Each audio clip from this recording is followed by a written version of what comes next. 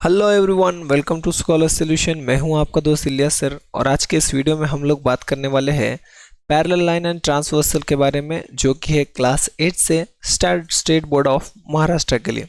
तो चलिए let's begin.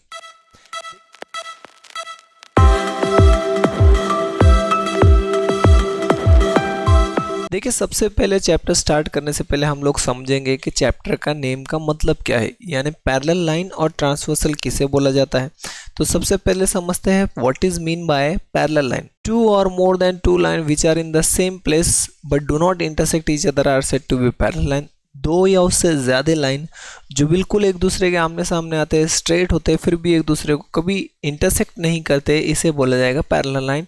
इसका बेस्ट एग्जांपल हो सकता है रेलवे ट्रैक्स। आपने रेलवे ट्रैक्स को देखे होंगे जो आसपास होते हैं लेकिन कभी एक दूसरे को इंटरसेक्ट नहीं करते।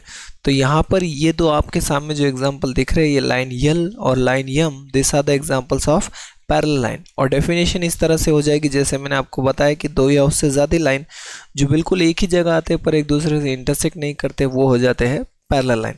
अब समझते हैं what is mean by transversal.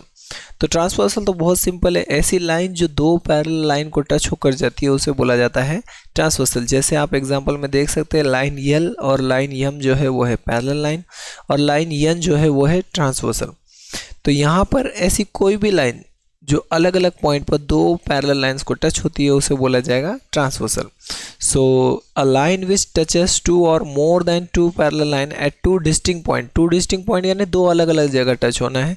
जैसे फॉर एग्जांपल इस लाइन को देखिए, यहाँ एक बार टच हो रही है और यहाँ एक बार टच हो रही है, मतलब लाइन यल को अलग जगह टच कर रही है और लाइन यम को अलग जगह टच कर रही है, अलग पॉइंट पे टच कर रही है, तो इसे बोला जाएगा ट्रांसवर्सल। अब समझते हैं कि ये जब एंगल, ये जो पैरेलल लाइंस और ट्रांसवर्सल होते हैं, जब ये एक दूसरे को इंटरसेक्ट करते हैं तो क्या हो जाता है, यहाँ पे कुछ एंगल्स फॉर्म हो जाते हैं।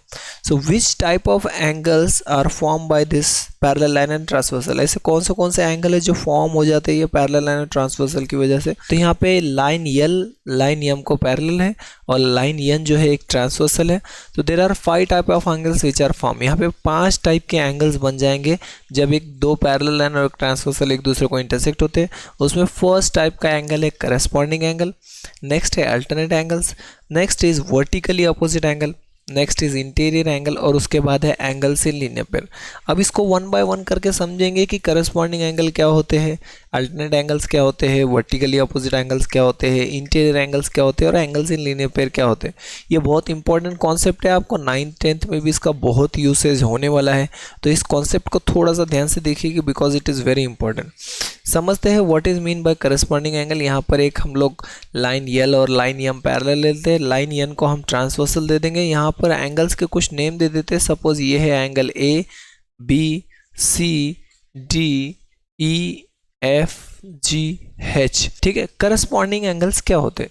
Corresponding angles are the angles which are at the same position on different parallel lines. मतलब ऐसे एंगल जो बिल्कुल सेम पोजीशन पे है अलग अलग पैरेलल लाइंस के ऊपर। जैसे लाइन यल के ऊपर राइट साइड में, ट्रांसवर्सल के राइट साइड में कौन सा पॉइंट है, बी, वैसे ही लाइन यम के ऊपर राइट साइड में ट्रांसवर्सल के ऊपर कौन सा लाइन है, पॉइंट है, तो वो है यफ।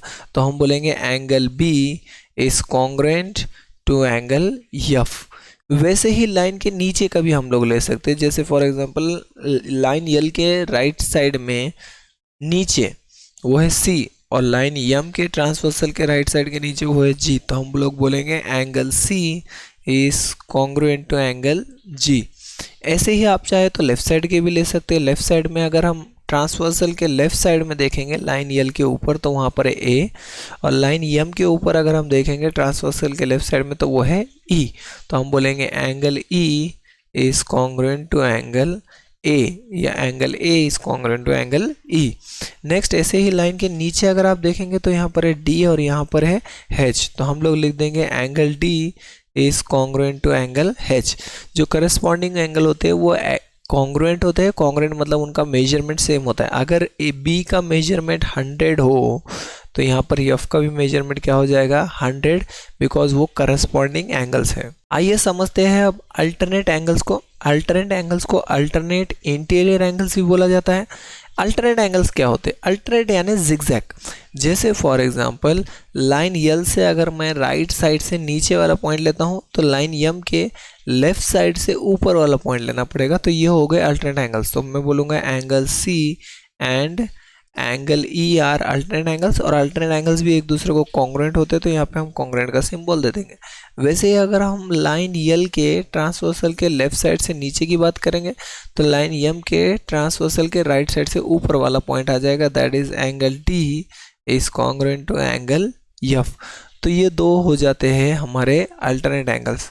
नेक्स्ट चलते हैं vertically opposite angle. Vertically opposite angle जहाँ पर भी एक्स फॉर्म होता है या वी फॉर्म होता है अपोजिट ऑफ वी, तो इस तरह के जो एंगल्स हो जाते हैं वो वर्टिकली अपोजिट एंगल्स हो जाते हैं, बिल्कुल एक दूसरे के सामने स्ट्रेट है, वो हो जाएंगे वर्टिकली अपोजिट एंगल। जैसे यहाँ पर ए और सी आ गए हमारे, so angle A vertically opposite angle भी एक दूसरे को कॉन्ग्रुएंट होते हैं, तो angle A and angle C.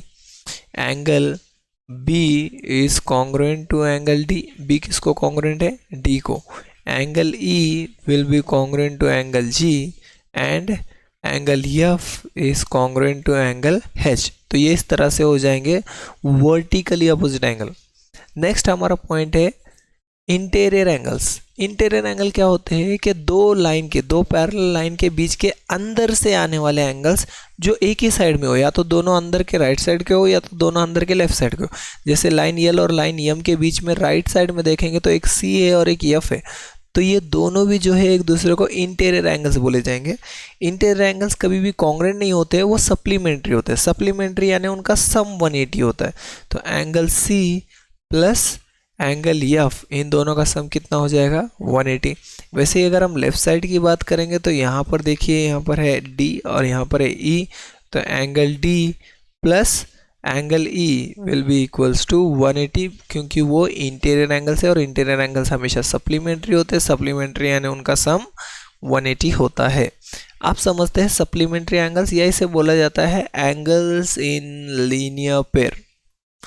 Angles in linear pair क्या होते हैं? ऐसे एंगल जो बिल्कुल एक दूसरे को एडजेसेंट होते हैं, मतलब एक दूसरे के पास में होते हैं, स्ट्रेट लाइन बनाते हैं। जैसे ए और बी अगर आप देखेंगे स्ट्रेट लाइन पर है, तो angle A plus angle B is equals to 180, क्योंकि ये भी सप्लीमेंट्री होते हैं एंगल से लीनियर पेयर।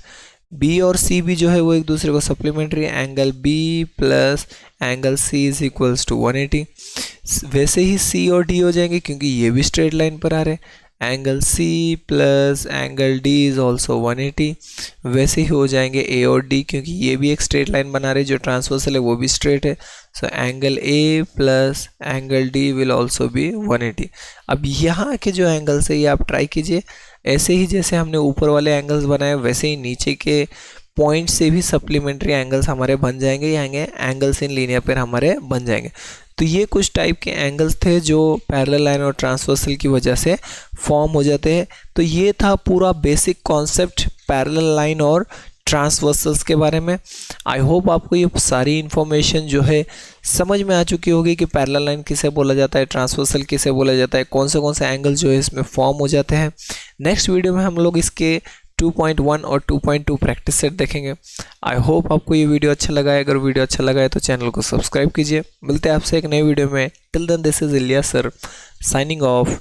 Take care.